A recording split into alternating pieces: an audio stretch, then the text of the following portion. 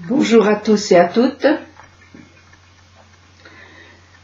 Il y a bien longtemps maintenant, avec mon mari et la petite équipe qui nous entourait, nous avons monté une radio entre deux législations.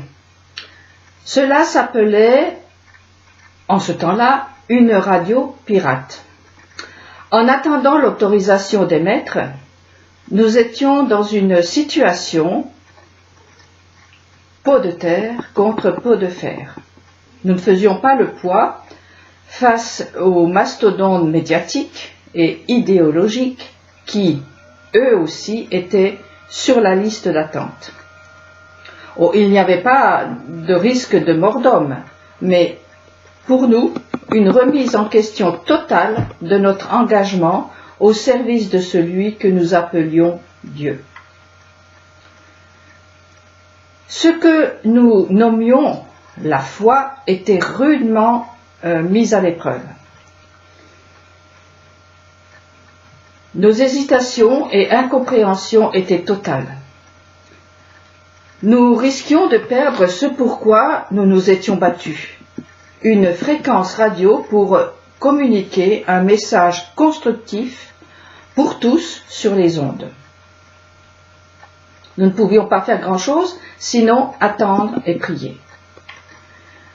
Chaque jour était un jour gagné sur une mort annoncée par nos adversaires qui criaient déjà victoire. Bien sûr, face à ces molosses, nous ne pesions pas lourd.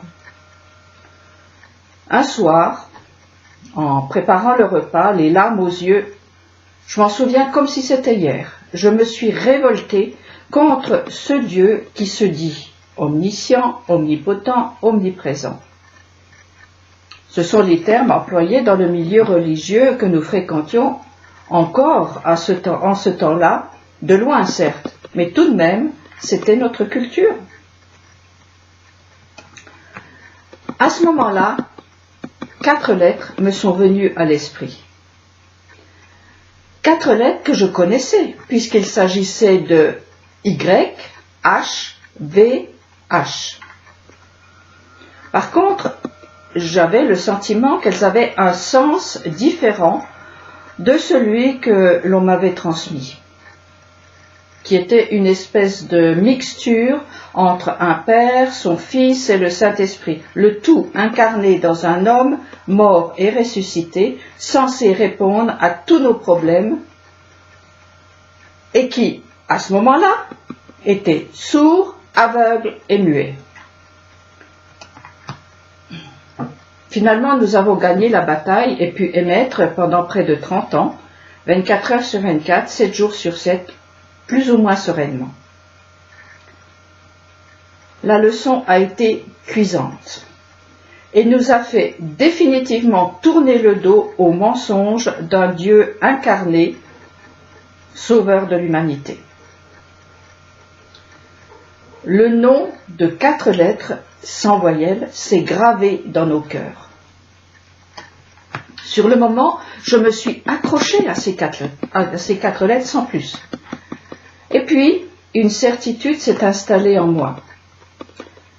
Ce sont ces 4 lettres qui sauvent, puisque c'est ce nom imprononçable qui a fait sortir les Hébreux de leur prison à ciel ouvert qu'était l'Égypte. De plus, c'est la première des 10 paroles qui présentent ce Dieu parlant de lui-même en ces termes « Je suis l'Éternel ». Et la suite, « Celui qui te libère, te fait sortir, tu n'auras pas d'autre Dieu que moi ». Celui qui est omniscient, omniprésent et omnipotent n'est donc pas celui qui a été appelé Jésus. Force est de constater que cet homme, proclamé l'Éternel par des hommes, ne répond pas comme David nous le rapporte. En guise de sacrifice, offre à Dieu des actions de grâce, ainsi tu acquitteras tes vœux envers le Très-Haut. Alors, tu pourras m'appeler au jour de la détresse, je te tirerai du danger et tu m'honoreras. Les 4 lettres énigmatiques en qui j'ai mis toute ma confiance se sont révélées autrement efficaces. Pure visibilité, j'ai cherché comment elle s'écrivait en hébreu, puis j'ai cherché et appris ce qui en était dit par les Juifs, puisque c'est ce nom qui les a libérés.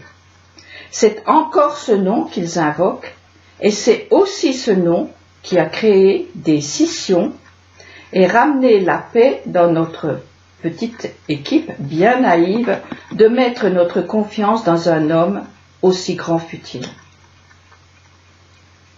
Celui qui crie fort et gesticule beaucoup n'a pas forcément raison. La recherche du sens à donner à 4 consonnes a donc été mon premier contact avec le judaïsme. Après, tout restait à acquérir, apprendre, à reconstruire, en déblayant conjointement et patiemment les faux enseignements. Pour chacun, le chemin est différent, mais il y a un dénominateur commun à tous les contemporains religieux pratiquants que nous rencontrons. Ce dénominateur commun, c'est la peur de faire fausse route, tant le chemin est nouveau et souvent en opposition avec le connu de tout le passé. L'appel à Abraham n'est pas aussi simple qu'il n'y paraît. Va vers toi. 3 petits mots qui demandent une véritable révolution dans tous les sens du terme. Un tour complet qui fait tourner le dos à la maison, aux croyances dans lesquelles nous sommes nés. Briser les idoles est une image, certes, mais aussi et surtout une réalité intérieure qui arrache le cœur. C'est un véritable sevrage de drogue dure qui nous berçait d'illusions. Pour moi, ces 4 lettres font office de pont entre 2 rives. Je ne dois surtout pas regarder le précipice qu'il y a en dessous, mais regarder droit devant, mettre un pied devant l'autre et avancer les yeux rivés sur l'objectif. C'est comme essayer de toucher l'horizon qui recule sans cesse, car nous ne sommes jamais arrivés. S'élever au-dessus des étoiles est un chemin sans fin, c'est celui de la vie. En cherchant parmi toutes les voix qui se font entendre dans le peuple juif, où les contradictions semblent être une norme, les rencontres sont plus ou moins heureuses. Et un des points difficiles à résoudre est: l'étranger peut-il se tourner vers le Dieu dit des Juifs? Pourtant, Ésaïe répond: et qu'ils ne disent pas le fils de l'étranger qui s'est rallié à l'Éternel, certes, le Seigneur m'exclura de son peuple. Bien plus, Salomon, après avoir construit le temple, prie en ces termes: je t'implore aussi pour l'étranger qui ne fait pas partie de ton peuple Israël et qui viendrait de loin pour honorer ton grand nom. Ta main puissante et ton bras étendu et pour prier sans cesse pour prier dans cette maison. Toi, tu l'entendras du ciel, ton auguste résidence, et tu exauceras les vœux que t'adressera l'étranger, afin que tous les peuples du monde connaissent ton nom et qu'ils te révèrent comme ton peuple Israël, et qu'ils sachent qu'elle est sous la vocation de ton nom, cette maison que j'ai bâtie. Si je comprends bien, le but est d'honorer le grand nom. Donc, d'abord, l'obligation est d'étudier. d'approcher au plus près ce nom. L'excellence est d'apprendre avec des maîtres ce que, à notre niveau, nous pouvons vivre en entrant dans la maison destinée à être une maison de prière pour tous les peuples. Que l'Éternel soit donc un abri pour l'opprimé, un abri dans les temps de détresse. Ainsi se confient en toi ceux qui connaissent ton nom, car tu ne délaisses point, ô Seigneur, ceux qui te recherchent. Savoir toutes ces choses est un premier pas. Le pas suivant mesure à peu près 50 cm, mais c'est le chemin le plus long qui soit, c'est celui qui va du cerveau au cœur, d'une rive à l'autre. Il y a bien toutes les promesses dans le livre. Il y a l'histoire du peuple juif qui en prouve la véracité. Mais nous, étrangers, nous avons notre histoire.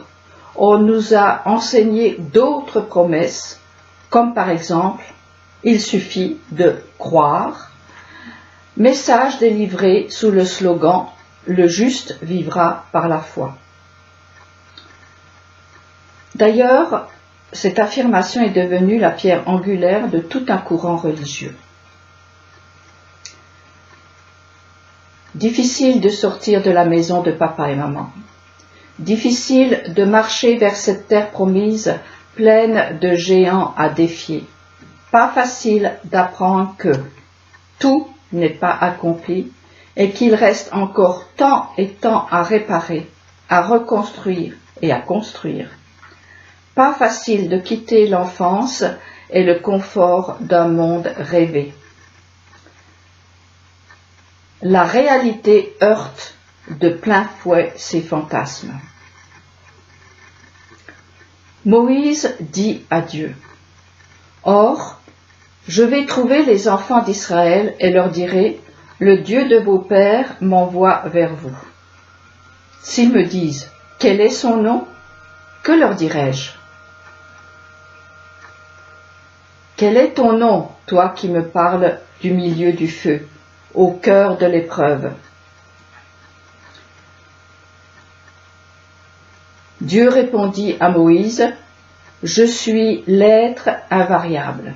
Et il ajouta : Ainsi parleras-tu aux enfants d'Israël, c'est l'être invariable qui m'a délégué auprès de vous. Dieu dit encore à Moïse : Parle ainsi aux enfants d'Israël. L'Éternel, le Dieu de vos pères, le Dieu d'Abraham, d'Isaac et de Jacob, m'envoie vers vous. Tel est mon nom à jamais, tel sera mon attribut pour tous les âges. C'est dit, c'est à prendre ou à laisser. Plusieurs versets dans le livre du Deutéronome disent ceci. J'en atteste sur vous en ce jour, le ciel et la terre, j'ai placé devant toi la vie et la mort, le bonheur et la calamité. Choisis la vie et tu vivras, alors toi et ta postérité. Yud, He, Vav, He, 4 consonnes. Le nom qui dit « Je suis l'Éternel, celui qui te libère, te fait sortir, tu n'auras pas d'autre Dieu que moi. » Amen. Bonne semaine à tous.